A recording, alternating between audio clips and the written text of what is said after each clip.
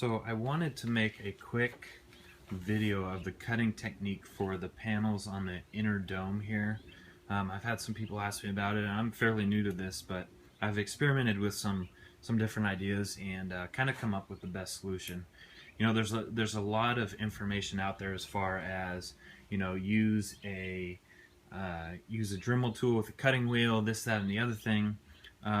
And when it comes down to it, on the inner dome, it's great now because you don't have to trace and cut your own panels. They're already pre-cut.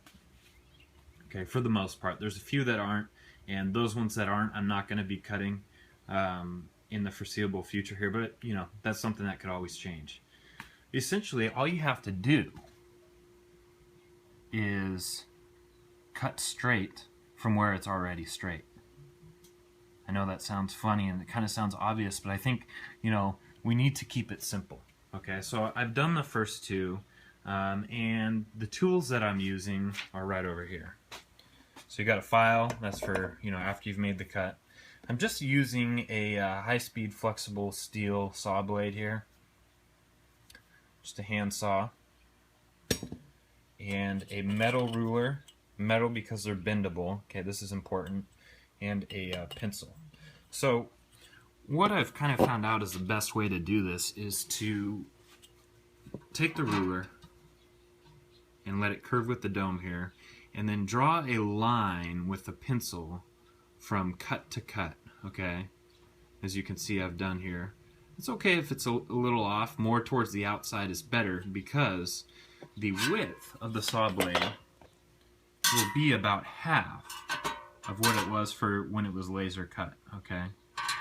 So when you're cutting, you want to cut on the inside of these lines you've made. Always err to the inside because you can file off a problem, but you can't put aluminum back if you've cut it, right? And you know, for these two that I did over here, they took, I haven't filed them yet, but you know, it took maybe a minute for each one. And the reason why is the way that you use the saw blade. For those of you that haven't done a lot of metal sawing, one of the best ways, and let me just position this here so I can show you. One of the best ways to do that is to take a really steep angle. If you've ever been cutting aluminum or any kind of metal, no matter if it's flimsy or not, and you've had it, you know, parallel to the ground and you're trying to cut it like this and it kept binding, I'm sure we've all been in an experience like that. That's because you're not taking a steep enough angle. In fact, the angle you take should be the steepest that the dome will allow you to have here, okay? And what that's going to do is allow you, number one, to go completely straight.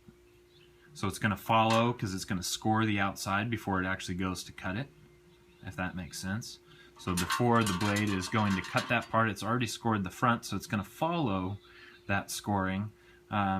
And the second thing is, by the time that you're parallel to the ground, you will have cut through most of the material. And this allows you to do it very quickly, very efficiently, and very straight.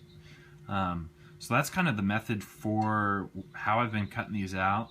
Like I said, you know, it only takes a minute on each one that I've done.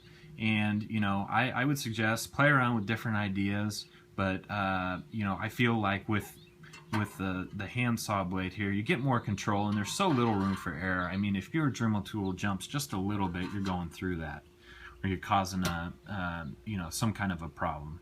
So, you know, take the extra 5 minutes in aggregate it's going to take if you're doing it correctly, and you know, use a handsaw. The next part that I'm going to talk about here in a different video is going to be polishing of the dome.